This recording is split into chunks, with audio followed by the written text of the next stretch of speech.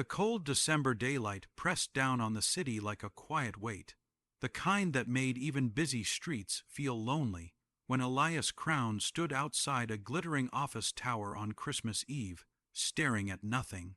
Snow had not yet fallen, but the air carried its promise, sharp and biting, and the glass walls around him reflected a man who looked powerful from a distance and completely broken up close. To the world, Elias was a celebrated CEO, a name on magazines, a man who had everything. But in that moment under the pale winter sun, with carols drifting faintly from a nearby market and office workers rushing home to families, he was simply someone who had nowhere to go and no one waiting for him.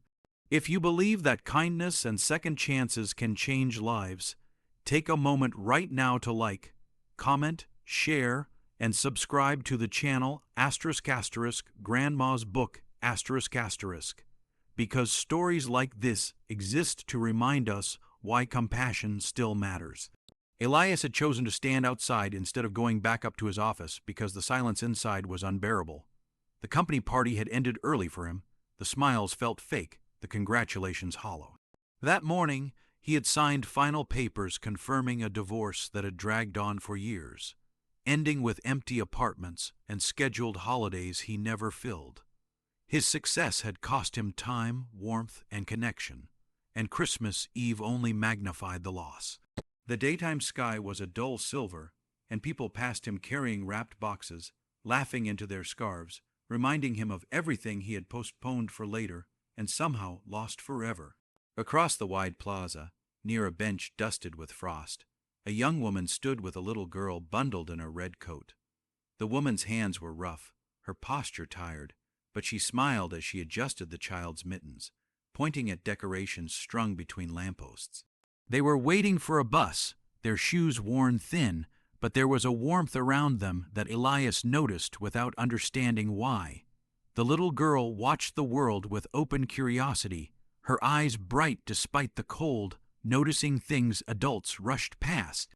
When she looked at Elias, her gaze lingered, as if she could see the heaviness pressing on him. Time slowed as Elias leaned against the stone wall, the sound of traffic fading beneath the hum in his ears. He felt foolish standing there, an accomplished man undone by a holiday afternoon. His phone buzzed with unread messages, bored reminders, and holiday greetings he couldn't bring himself to open. He wondered when life had narrowed into transactions and deadlines, when love had become something to reschedule. He had built empires, but never learned how to sit at a table and simply belong.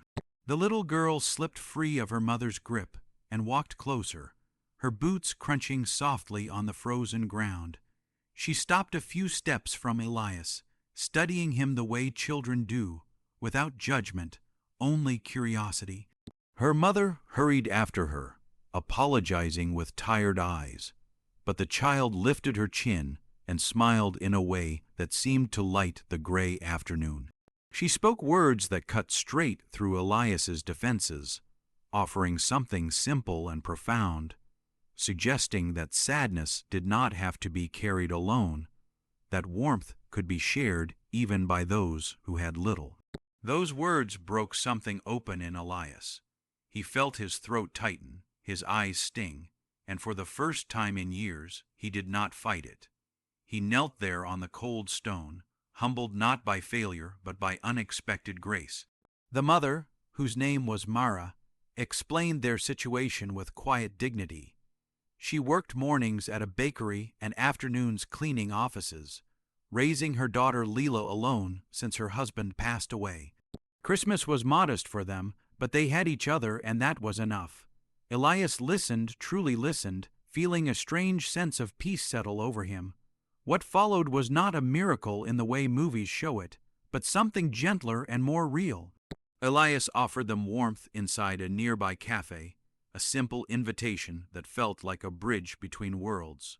Over hot chocolate and bread still warm from the oven, the afternoon sunlight softened through the windows. Leela laughed easily, telling stories with her hands, while Mara spoke about small dreams she held onto despite exhaustion. Elias found himself sharing parts of his life he rarely acknowledged, admitting loneliness without shame. The city outside continued its rush, but inside that small space, time felt kind. As daylight slowly faded toward evening, Elias made a decision that surprised even him. He realized that success meant nothing if it ended in isolation, and that generosity did not require grand gestures, only presence and intention. He offered Mara steady work at his company's community outreach program, not as charity, but as respect for her resilience. He promised himself to rebuild a life that included people, not just achievements. When they finally parted ways, standing again in the cold daylight that had begun to glow gold, Elias felt lighter than he had in years. If this story is touching your heart, please take a moment to engage with this video, because your support helps keep stories of hope and humanity alive for others who may need them today.